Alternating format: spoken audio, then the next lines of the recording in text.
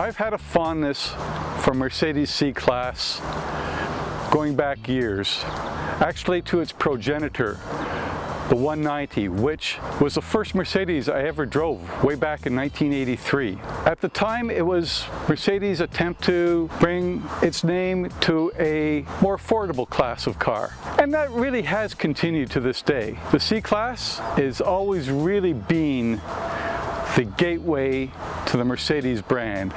Yeah, there's been the A-Class and the B-Class, but they really haven't had that same measure of Mercedes quality. This is the 5th generation C300 4MATIC. It's totally brand new. It is a much needed improvement over the 4th generation, which frankly is long in the tooth. It was around for 8 years. So what are the big differences?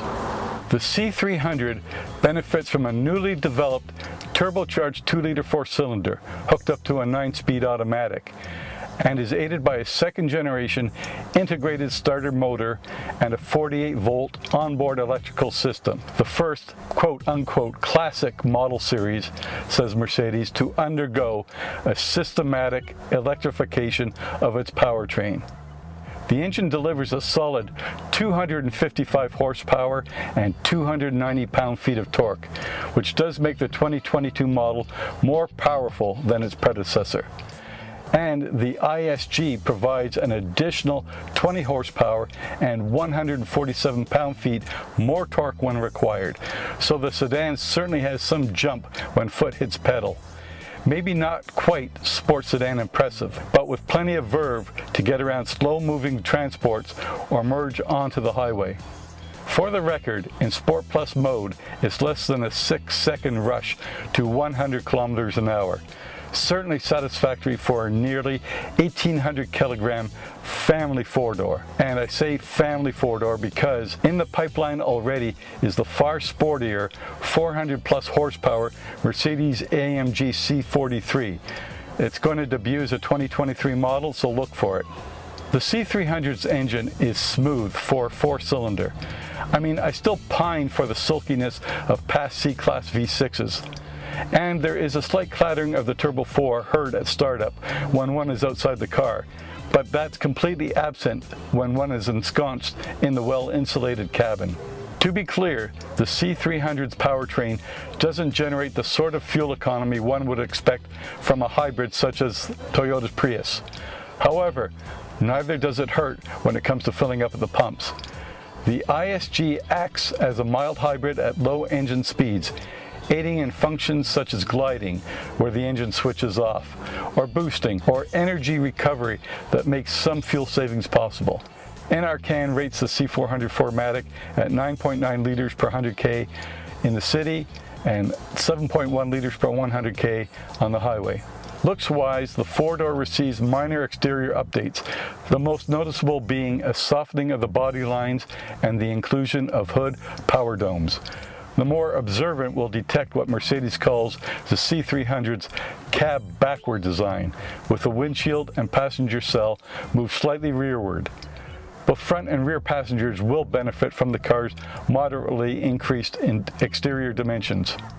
Inside, elbow room has been increased in the front and the rear. Rear headroom has been increased by a little, and there's 35 millimeters more rear seat knee room. Still, this is still considered a compact vehicle. And frankly, if you're tall, such as me, you're going to find the rear seat accommodations a little bit tight. Knee room is okay. Headroom can be a bit tight, especially when trying to exit the car. The thing you have to know is the C300 is not really a sports sedan, no. In some ways, you could consider it basically a smaller version of the S-Class. It has a lot of the features just in a smaller package. Now, as good looking as the exterior is, the interior is absolutely fabulous. Inside, the cabin truly impresses. The layout and the dash area have been adopted from the flagship S-Class, with a slightly less formal interpretation. especially with the addition of the sport front seats, sport steering wheel wrapped in Napa leather, and the brushed stainless steel pedals, all part of that $2,300 sport package that the Tester has. The driver area features a freestanding high-resolution LCD screen. Customers have a choice between a 10.25-inch or a 12.3-inch version of this screen. A continued shift toward digitization becomes obvious in the central display as vehicle functions can be controlled via the touchscreen. The look of the dash panel screen can be individualized with 3 display modes: discrete, sporty, and classic, as well as navigation, assistance, and service. Like the S-Class, the new C-Class is equipped with the second-generation Mercedes-Benz user experience, the MBUX system. The vehicle interior becomes even more digital and supposedly intelligent, as both the hardware and software work to provide brilliant images on the LCD screens that make it easy, or sort of easy anyway, to control vehicle and comfort functions. While roads these days are inundated with crossovers, including Mercedes' 9 separate models, it is somewhat comforting that, according to the company, the C-Class was its best-selling model worldwide over the last decade. More than 2.5 million of the 4th-generation sedan and wagon sold since it debuted back in 2014. Price-wise, the C300 4MATIC starts at $56,700. Now, the Tester here has a few options, notably the Sport package, but still comes in at just over $60,000, which is pretty good value for what you get. Now, the $2,300 Sport package adds the really cool AMG wheels here, the Aero wheels, a fancier grille, and really cool sport seats. The compact luxury sedan market isn't as big as it used to be, but there are still enough of the big players out there. BMW with its 3 Series, Audi with the A4 and A5, and the C-Class. There are some newbies as well. The Genesis G70, that's a model that none of the other manufacturers should pass up on. It's a contender. But this is luxury in a compact package. Mercedes has done a superb job in taking the good things from its bigger models and packaging it in its compact C-Class.